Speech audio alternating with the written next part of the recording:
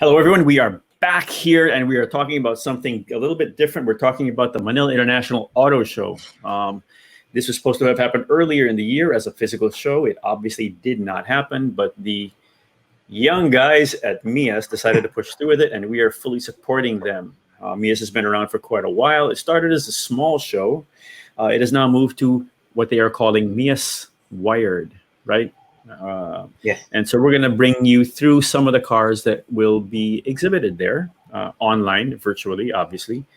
They have, you've kind of seen these. You might have seen them on the C website because they've already talked about them. But it's a good thing because people still want the ability to come together at some point and see all these cars. Gerard, how you were telling us that you actually went to the first MIAS with your Yes. sister? Yep. Can you tell us about that, please? 2005. Because my sister knows how much of a car nut I am, so she invited me to go. Just check out, because it was a big thing at the time. First international motor show in the country. So there, and then it is fairly tight, as in just a few manufacturers on hand. The ones that I really remember were Hyundai, and it's fairly new lineup at the time. Because at the time, it was just basically the Starex, but other nameplates like the Accent and the other Hyundai vehicles, the i10, were introduced. So, we checked them out. Of course, the others, Toyota, Mitsubishi, were there. Uh, and then, as far as tuner cars, I think there were a few, but I think Francis might have something, because he follows it. When did it start, Francis? The tuner scene in the US. Actually, it did start out with tuner cars. It started out as a car show for competition car show for yeah. old cars, actually, Yep. vintage cars and stuff. And they had this point person, which is Manny Martinez, who sort of like finds suitable candidates to go to the show and put on their cars. The old school. The old school crowd. So it has become more or less a tight-knit community for the old school crowd. And most of these shops are fairly new and hasn't had any experience yet with regards to the more or less the big name shows like the transport show and the auto salon. So they use the MIAS as a starting point to more or less to gauge what they have been doing to their cars. Because the judges there are top notch also. I have Alex Isip, Joey Pelayo. So the judges there are also knowledgeable about the cars. And since then, it's grown to include also tuner cars through the years.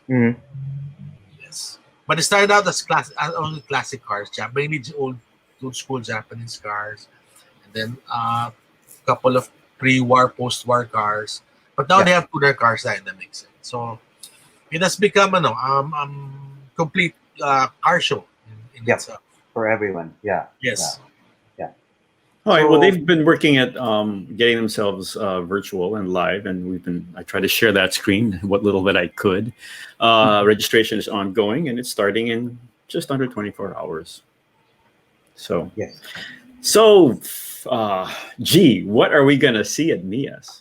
There's actually a fair mix of, if I may call them, China brand cars, luxury cars, the adventure or overlanding vehicles, and the mainstream cars. Among the highlights for the China brand cars, there's the recently launched Proton PM300, which is basically, I would think of it as a direct competitor to the likes of the Mitsubishi L300. In that it's more Suzuki Carry. Yes, Suzuki Carry. It's more for business. You can configure it in different ways, either as a cabin chassis or a panel van or even a passenger vehicle. Pao, what do you think about it? Yeah, and Photon, is known locally for delivery vans, delivery trucks. I mean, Yeah. they're closed door vans and they have the big trucks also. But they also have their SUV offering the Oh yeah. the They do? Toplander. Is that? Yeah. Yeah. Uplander, I think it's called. Yeah, Yeah. It's a ladder frame SUV, so Yeah. it's in the same category as the Fortuners, the Monteros, and the Terras. So Although, it's been there for a while already. hmm Yeah. Yep. And then So another. this one, yeah. So So this that's the one one has a that's 2.2 launching. liter. No. The Creator. The It's Creator. Couture. yeah. Okay. Yeah. It was And actually then launched last October. yes. Okay. Oh, right. And then another big name in terms of China brand. When I say big, because they recently launched 5 vehicles in one go. Mhm. I'm talking about Shangan. Oh, yeah. Yeah, yeah. They even have an electric car, fully electric car. I don't know how it's pronounced. Iado. Eyado Yeah, EV460. EV460. Mhm. Mhm. And then several SUVs of different sizes. Yep, they have And 3 SUVs, yep, three yep. S, three The SUVs, and one CS. sedan. Yeah, one sedan that, there, the Yeah. Alsquid. Yep. So I'll just So, put a yeah, rundown. So the yes, please. Alsvin is a subcompact sedan. So it's in the same level as the Vios, as the Honda City. And then there's the CS35 Plus, which is a subcompact SUV, which is a hotly contested segment for quite a while now. And then there's the CS75 Plus, a compact SUV, and the Like the, CS95 Plus. yeah, Yes, that's their CRV. biggest SUV offering. Yep, Yes. yep, yeah. The thing about them is that, like their Alsvin, it's priced competitive, fairly lower than the usual City and Vios. Mhm. But it comes fully loaded. I guess it comes with a tax exemption from China. So there. Yep. Yeah. So And then of it course, has yeah. it Go ahead. has cruise control, sunroof, blind Sunroof. spot and rear cameras, Mhm. leather seating. That's Yeah. interesting. Yeah. Yeah. Yeah. And then of course there's the Geely Okavango, which course. we talked about recently. Yep. We drove. Paolo Yes. drove it. Yeah. Drove Yeah. it. So I guess it's Geely's way of reinforcing that, hey, we're here, we have a new car, and uh, yeah. So what Paolo, how else? did you feel about the Geely? How did you feel Yes, about the please. Okavango? It was very pleasant to drive. It was nice to be in the car. It has generous legroom and headroom. There was a bunch of tech stuff in it, just like how we've seen it with the Coolray and Ascara. Mhm. And then it has the same 1.5 liter gasoline engine as the Coolray and the Ascara, but with the mild hybrid system that it shares with some of the Ascara variants. Yeah. So it's slotted very nicely because uh, it's interesting how Geely was able to price their cars. So this one comes close. The lower variant of the Orhovango comes close to the top spec Coolray, and then it also comes close to the lowest spec Cascara. So whichever price point you fall into as a consumer, you would have a bunch of choices. Mhm. So if your Yep. choice is, well, we were talking about this with Chris, right? And he was saying Yep. that it's kind of a "where in your life are you" type thing. Yeah, Oh yeah. Yeah. and So- I remember our answers. Since Chris has a new daughter, a new family, so as much as he wants a cool subcompact crossover with all the goodies, he would rather take the low spec Okavango because of practicality. Personally, I would take the top spec Coolray because of it's perfect for me in terms of size, what I need for the on a daily basis, and you, Carl, you went for the Ascara because of the refinement. yeah, I Yep. guess. Yep. But okay, you said what do you think that Chris is giving up with the Okavango as opposed to the Coolray? From the top of my head, that would be, convenience features like in terms of The interior toys. technology, like Yeah. Space. infotainment Space is system. one thing. Yes. Yeah, I mean, he's going for space. Yeah. The main reason why he's going for the Okavango would be Yeah. for space because it can take more people, and at the cargo area, it can take a stroller or whatever you need to have to carry a baby. Yeah. And it doesn't have the parking assist feature, right? If I'm not mistaken. It does Oh, not. Yeah, that's Oh, it right. has the Yeah, yeah, it has the complete camera or like yeah, yeah. 360 The view, 360 3D view. Well, those Yeah. toys, I mean, yeah, he gives that up, but at Yeah. least, yes, yeah, the camera and stuff. Speaking So is of, it a real seven-seater? So is it It's a a real real seven? seven-seater. Really? Wow. It is. Actually, it's Yeah. one of the more spacious seven-seaters I've tried because Mhm. the shape of the car, in terms of the roof line, it's not sloping, so it Yeah. really gives Yeah. more space to the third row. Because like a lot of cars these days, modern SUVs and crossovers, they put a lot of effort on designing the car to make it look sloping, to make it look Yeah. sleeker, and sometimes Wagons. it compromises the space at the back. Space. Correct. Is it bigger than the Rush, or is it Oh, it's bigger than the comparable, Rush, but definitely. not bigger than the Innova? I think they would be almost the same. All right. The Innova's hard to beat. Like it's been around No, for it's so just thinking long. in terms of space and size. Because I haven't seen Yeah. it in person, so I'm actually curious as to how big it really is. Right? Yeah, Hmm. and Yeah. we mentioned in our last talk that the Geely is actually offering inflatable bed because you can fold the second row and third row seats Oh, back, yeah, yeah. and they have Ah, a inflatable The bed bed. that would fit the whole like second and third row. I didn't get to try Okay, it, but forget that. they have that as an option. You know what's interesting, given this photo, is that you actually have a nice window in the back seat. Huh? Exactly. Mhm. Um, that's not bad, huh? Not bad. Like, and they have the third row has its own aircon vents. Mhm. And I wish I tried this feature. I put my legs up.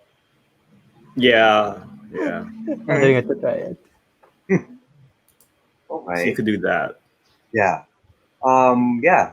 Well, if those who want more SUVs and who want more luxury, I guess can check out the Mercedes stable because they're bringing in. Well, they already brought in last August the GLB. It's a seven-seater also. The GLB, and then the GLA, which is basically a subcompact SUV. They both have the same engine, 1.3 liter four-cylinder turbo, which has 160 horsepower and 1 pound-feet. I think they ride on So the same this, platform. okay. So, So this is Mercedes-Benz's smallest crossover offering, right? The both GLA. of them, yes. The GLA, Okay, yes. okay. Yeah. All And right. then the GLB is for those who want seven-seat, uh, this, 7 seats. The difference between the two is only what, 500,000, if I'm not Okay. mistaken. Yeah, Which one is the one? Which So- one are you talking about? The GLA or the GLB? both. The GLA is priced at 3.290, and the GLB, the seven-seater, is priced at 3,790. So, but they ride on the same platform, have the same engine. They both have the MBUX system, the interface. Yep. Wherein you Which can- features a yeah. 7-inch display in the Yep. instrument cluster. And Were the you able to MBUX try it? can be controlled with a touchpad on the Yeah, center but- console. Touchpad, and then you can also voice commands. Mhm. Yeah, so there. Then another luxury offering. This one I know that you guys tried out. Oh, they have a car. Uh, What is that? A bike. Okay. Sorry. Go ahead. I was looking at the bike. Sorry. Okay. The Jaguar I-Pace. Yes, Which is launched, that was fun. last July. But they're gonna, present it again here together with a Range Rover plug-in hybrid. So, what can you guys, for a refresher, what can you guys say about the I-Pace? I know you got a lot of I love time. it. Can I say? I'll just say one thing. Yes. I've never screen shared before at this level in my life. Gerard, I cannot keep up with you. Sorry. You were like, oh my god, I'm trying. I've got like 8 Sorry. things going on. I've got all Okay, these things sorry, happening. sorry. I'm like, I can't catch up. Anyway, okay. Maynard is like our human hard drive. Sorry. It's okay. It's okay. This is new to me. So I don't have the fast hands. Paulo's known for his fast hands, not me. Okay. So okay, what were we talking about? The iPace? iPace. I Yes. think, yeah. No, it was fun. We enjoyed it. Paul, did you drive it or not? You did, right? I little did bit? for like 15 minutes. Yeah, I yeah. mean, my biggest takeaway from that shoot or drive we had was that you still had 30% worth of charge, I think, if I remember Yes. correctly, Yes. when you got home. And we went from their dealership in EDSA and we went to Clark to shoot the car. And, the car wasn't idle for a while. We were running it for, video and photo shoots. Mhm. And then we encountered we had heavy traffic and Lex on the way home. And then when Carl got back, he still had 30% worth of charge. So, Yes. Oh. it's something really interesting. Yeah, yeah. I was, and what would happen is that it would skew, right? Is if you were getting lower on electric battery power leftover, it would drive a little bit more calmly. You could also choose that, of course. You could choose how you wanted to drive. We tended to choose how to drive fast. So, but yeah, it was. And they do have a system where you can plug it in a bit, fairly easily with a little package and so on. So yeah, I think I quite enjoyed it. It is technically an SUV. It did not feel at all like an SUV to me, really. It's a lot of fun. It was a lot of fun. It's if you're looking at let's say on one hand you've got little cars like the Chang'an or the Nissan Leaf or whatever, and then on the other end you've got things like the Porsche Taycan. Yes. This is kind of in the middle. Yep. It's nowhere near the power or the price of the Taycan. So there's nowhere near the driving experience. But it's also not as mainstream as something like a Leaf or the Chang'ans or whatever. Yes. So yeah. And at its price, you don't really have to spend more to get a full EV, because Yes. at this price, Yes, I think correct, it's correct. 7 million plus. Yeah. Yeah. Buying your typical luxury car, right? Yeah. So, Yeah, it's a good it's a good it's a good way to get into it. It's a good choice. The one thing I will say is that I felt they brought forward the Jaguar DNA and feeling and history into this car. I think they did that well, just like Porsche did it well. And these are brands that really, really rely on their feel and their DNA and the emotional attachment to the cars. As opposed to more mainstream, less expensive brands, these brands really, really need to get their DNA and heritage and emotional attachment with all these new cars. Okay, and even let's say the BMW i8 as an example, which is a hybrid, but still it was a big jump at its time. They all have to keep that Porsche-ness or that Jaguar-ness or that BMW-ness in these vehicles. And they're all doing a pretty good job of it, while still differentiating them from these other little less expensive cars. So we're going to move away, I think, from things like people saying, yeah, it's an electric car, I may as well get a cheap one. That's not the way. That's not the way to go. I think this is an excellent. This to me surprised me. I liked it more than I expected to. And then another luxury offering, although Maynard would have been with this one. The BMW. Yeah. He's evil. R80. Yeah, he got to play around with this thing. Which I will find in a sec, Gerard, because I'm still not keeping up with you. Oh, well. I'm learning how to screen share. Yeah. Gerard is just too quick. There we go. Yeah, this one, although I'm not too familiar with it, to be honest. But it's an 1800cc motorcycle. Whoa. It's hugely customizable. Yeah. Is it an 1800? Someone check that. I think it is. Spencer was there and he talked all about it. Okay. It was an 1802cc boxer twin. Oh, wow. It was it's hugely customizable. Okay, there's Maynard smiling his butt off. And it's really interesting because it's a cruiser type bike, right? Okay, so you're thinking old school American Harley riders. Yeah, Harley Davidson and so on. But understand, this bike has all the safety features. Oh yeah, a lot of the ABS, Harleys do traction not yet control. have those. Yes. Yeah. And we are a firm believer in the fact that these cars should have traction control, the stability control. The Ducatis have the kind of drift, lean, slide control thing. And this thing, okay, what Maynard is on right now, it looks very, very old school. But you can do things. I don't know if you can see this. You can change things like the covers on the protrusions of the Boxster. You can change the front, and you can use different specially designed gear so that it looks a particular way, so it looks different. For example, the I guess you can see this. The tank, you can change things on it. It's quite cool. Rock. You could change these. You could change just the little parts. Here, you could change that into like a kind of an all black, streamlined looking thing. So the fact that they're calling this the first edition, I think is telling, because I think it will become a collector piece, or it could become a collector piece. It's under $2 million. Yeah. It's under 2 million pesos. So. Yeah, 19. You know, as a guy who doesn't know anything about motorcycles, this looks like a classic. Like it can be a classic. I like low-key. I like these like like cafe racers. Like is that the term? Okay, no, this is not a cafe racer. No, this is not a cafe racer at all. Okay. This is so that's more a scrambler. No, not cafe either. racer. We gotta talk to you about motorcycles. You're completely off.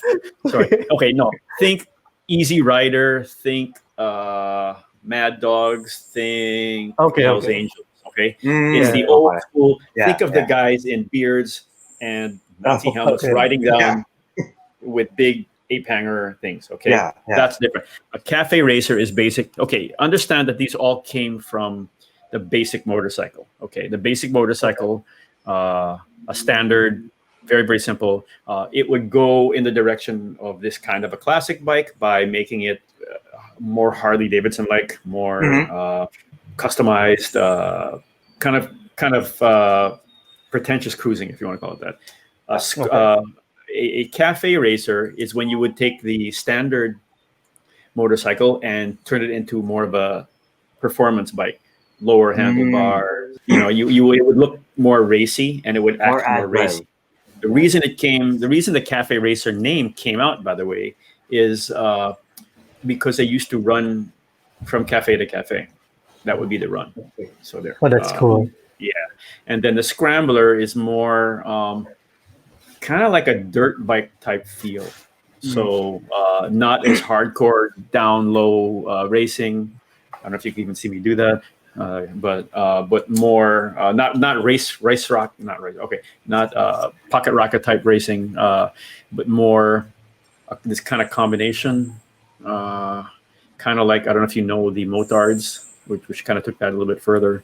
So those are all different ones. This is your basic classic, mostly American inspired highway cruiser. Highway cruiser, yeah. Okay. By nature, you're going to consider it kind of like the Harley look. That's what everyone does. However, a lot of companies are taking that look and putting a whole lot more technology into them. And this is kind of the latest iteration of that. So we talked a lot about bikes. I really wish I could get back on a bike. Anyway, there. Okay. Yeah. So what are you going to talk about next? So I'm ready for you, G. The adventure. For those who you're talking about adventure, that would be the Jeep Gladiator. Oh, that's hilarious. I think it looks awesome. But insane. It looks insane. No, I love it. I think it looks great, but I'm like, who the heck is going to use the thing? Exactly. Here in Manila, even they say who. I mean, this is a bit much, but it looks really, really cool. Mm-hmm. Yeah. And they were fairly quick to bring it in. I mean, they launched it a while back in the US. Yeah. And it's here now. It's made the rounds. It's done its thing. Can you imagine driving that thing? What are you going to do with it? But okay. Paula and I just drove the Suzuki Jimny yesterday. Right? Yeah. Just like could probably fit in the trunk of this thing. And it was tiny. And I said, I love the Suzuki Jimny, but if I want to do the whole overlanding thing, this is just too small. This would be the perfect overlanding vehicle. But where the heck? Actually, yeah. This would take up. Okay, when we were driving the Suzuki Jimny yesterday, Paolo, you could make this tight little U-turn, and still have most of the street available. This thing would cover the entire street. We should put those two cars together just to see what they look like. Oh, and yes, I can park the Jimny in less space than I can park my Miata. Oh, And that's small. Yes, and I could park the Miata underneath this car probably. So, anyway. Actually, yeah. So it's pretty brutish with the It even is. comes with a 3.6 liter Pentastar engine. So, and pretty much the whole all the hardware, select track and all that. So, How much is this thing? You have two variants. go. So first is the Gladiator Sport. It comes in at 3.890 million. Mhm. And then the Gladiator Rubicon is at 4.790. So basically 4 Jimneys. Yeah, for Jimneys. something like that. Or a Jimny, a Miata, and something for actual normal Something use. else. A Jimny, a Miata, and a Geely Coolray. So there you go. That's, yeah. There you go. And But nah, dude, yeah. it's just so cool. Oh yeah, It's so Yes. cool. It's like a Wrangler on steroids. Dude, it's great. I love it. They have no idea what I'd use it for, but I love it. Like for overlanding though, isn't this too big to fit in tight trails? Actually, that's is. the thing. It might. That's it. Okay. Remember we had the issue of pickup versus SUV for overlanding Oh yeah. because of space, right? This thing is so big. I think it would answer everything. So I don't know. It's just so big. But then again, you could probably drive the Suzuki over this thing. So anyway, okay. What else have we got? G. Yeah. Yeah. For mainstream, it's the Hyundai Venue, which is again launched a while back, but I guess Hyundai wants to make it known because I guess it goes up against the likes of in terms of price Mhm. against the one that we tested before, the Kia Stonic. So Mhm. yeah, it starts at 915. Although it's got a 1.6 liter engine there. So Does it share the same engine as the Accent? I'm Or, not really sure, but I let's would check think it out. so. I would think so. Same displacement, if I'm not mistaken. Yeah. Yeah. That's why it's familiar to me. Yeah. That's a huge grill there. Well, Hyundais are known for that right now. They're huge grills. I guess And it of started course, off it with has the same lines as its other SUVs like the Kona. Kona, Yeah. crossovers. I mean, Kona, Tucson, Santa Fe, and the Actually, Palisade. it makes me wonder how this thing is gonna compete against, its own stablemate, the Kona. Yeah. How would Hyundai position the two? Diba? Although I The think- price, Although I think the Kona kasi is a more global model. Mhm. Like the Venue, I haven't seen much of it lately. the Venue was launched, I think, in India, so it's more for the developing country, the Okay. cars there. So Okay. there, that's pretty much it in terms of car launches. I guess in terms of what else can we expect from Francis, would you know any classic cars or aftermarket exhibits that are going to be held at MIAS Wired? I haven't seen the lineup of cars that are compete at MIAS yet, but I'm sure there'll be a pretty good mix. I know one. I have a friend who's competing. They're bringing out this old Land Cruiser pickup that they Oh, recently restored. Land Cruiser pickup. Yeah, it's colored blue. And Okay. it's fully restored, complete with the tires, the skinny tires, the manual, the tools, and everything. Would So you know it which should be pretty series of Land Cruiser this is? I mean, good. The BJ40, the old one. the old one. Whoa, Yeah, the old okay. one. That would be cool. But this Yes, one I've is shared a pickup. I've shared some of the photos via Google Drive. Can you look at them? You might be able to pull them up Okay, I'll check it because out. because I can't. Okay, I'll check it out. I sent it to you by messenger, and they just sent us the photos now. Oh, Okay. okay. So that with Francis the, could probably, off the top of his head, explain all of them. Oh yeah. But are we gonna just cut this in the part of the recording? No, Okay. who knows? We'll keep going. We'll just keep going. Because there are like a lot of cars. No, I just pick some. Yeah. Or Okay. random na lang. Random na lang. Yeah. Oh, here's. Oh, this one looks good. Yeah. Just choose some. Can you share? Yeah. Autumn? Give me like what it's downloading. Give me like 50 seconds. Okay. One. Oh, the Mia here. And it's Oh, live, these look folks. good, man. You know what's Or like really you- sad? No. Oh, the Escort. Wow. Oh yeah. Really? Yeah. And the that. Oh man. I Or know like that. you guys, what were your memorable MIAS Oh. exhibits? Okay. I'm having way too much fun. Just looking at the photos. Okay, this is the show for me. These classic cars, man. They look. Okay. Francis, we got to You do a wanna whole classic car thing just on these shows. You want to start on the classic cars or the tuners? Any. They all look good. Yeah, just random photos. Yeah. Go. And let's make it a let's fry Francis day. You identify the car. Give us as much information as you can. But okay, Francis, you were saying that there was a progression, right? There was progression in terms of tuning from when Mia started, and it's gotten Yeah. progressively stronger, right? Yeah.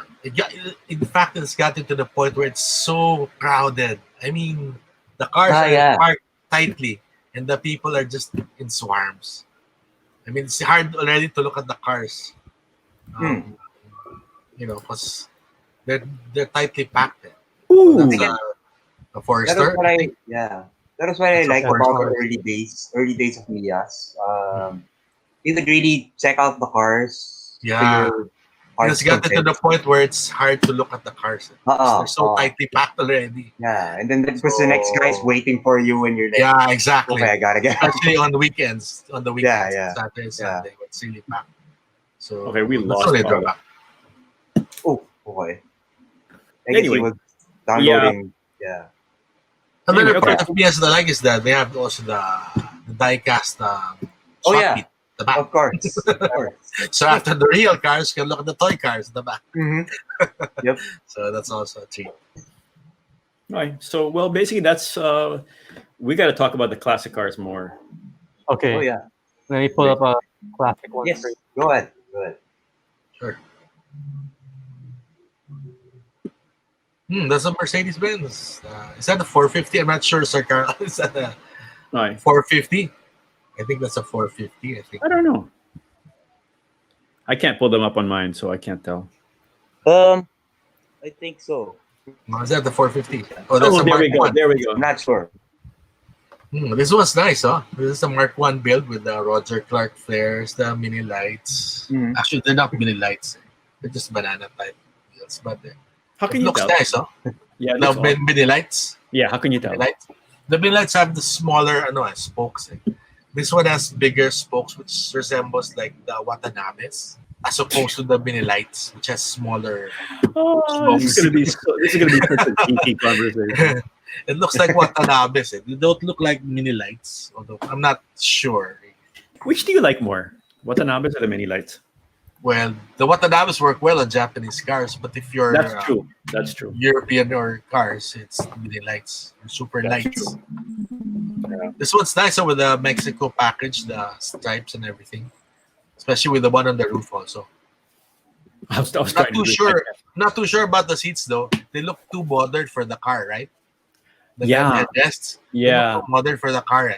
maybe. Yeah, they used to have like these small bucket seats for those Right, cars. I think That's these true. Recaro type net headrests are from the 80s. Yeah. Yeah, with the brown Recaro gradients before. I don't know if you remember those, the brown and going to orange Recaro gradients. They just look too Paulo, modern. give us a Porsche. Give us Okay. the Raid 911.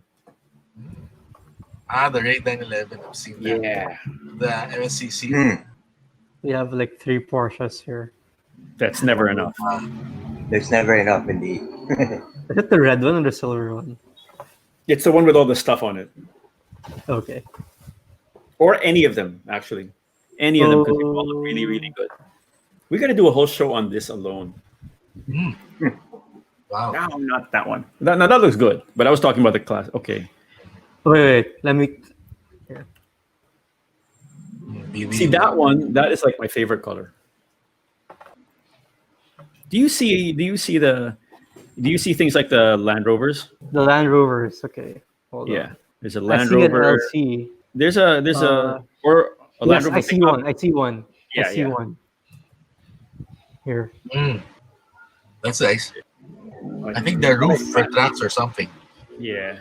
Okay. It's a special roof, right? Yes. You know what that roof is for? That roof is to isolate your roof from the sun, so it adds one layer, Okay. so that air goes through it. Yeah. And you know why it's flat in the front, so you can put out maps and write them. You can lay down your maps. Which, if you look at the Jimny we had yesterday, Paolo, same thing. It's a flat. Okay. It's a flat surface, and that allows them to put maps. Yeah. spread out a map there. Some people still use maps. Yeah, and the I short never over, saw that. This was from that hangs long in ago. front of you. Yeah. I have another classic for you. Okay. Ooh. Ooh. Nice. See, that's my vision of a Barcada car. Oh, it's like the epitome of a Barcada car. Yes. Yeah. Yes. Very spacious. Just updated with the colored wheels and the white wall inserts. Yeah. Yeah, but You it's think that's very nice. updated? You think that's Yeah, That's because the red rims doesn't come with it, right? I mean, it's too I don't know. old style for the car, but it's nice. think? Yeah, I think so. How about something more modern? yeah. Go. Ooh. Something Francis is very familiar with. You have too much of that already. I still have one of those. There There you you go. There you go. GT. Hmm. It's a GT box type with it because of the wheels and the Yep. front bumper. Yep. That's 4-wheel disc brakes. Which is rare at the Real time. spoiler. So, Yeah, for having Yeah. 4-wheel disc brakes already modern. Yep. And they really came up with this red, right? There you go. Wow. Looks I'm like not an sure. outlaw. Parang, yeah. This one is at 356, which looks Mhm. like already like an outlaw version. Nice. We could have a long conversation about each one of these cars. Oh, yeah. Yeah. Okay. So basically, that's what we have. MIAS is opening in less than 24 hours. We're gonna leave it at this video. Oh, hey, I didn't know I could do that. No, you're doing that. Sorry. Okay. We're leaving you now, hopefully with the idea that you should check out MIAS Wired. Clearly, we're having a lot more fun in the classic cars than we did in the new cars. Oh, But, yeah. So thank you very, very much, everyone. Thank you for joining us. This has been Francis. This has been Paolo. This has been G. I'm Carl. Thank you for joining us, and join us at MIAS. We will be releasing this. We will be releasing some other things about watches, about cars, about Formula One. And it's a great time to hang out and remind us all why we enjoy this stuff, especially the classic Porsches. So thank you very, very much, everyone. Have a safe day. Bye-bye. Thank you. Bye, everyone. Bye. Bye.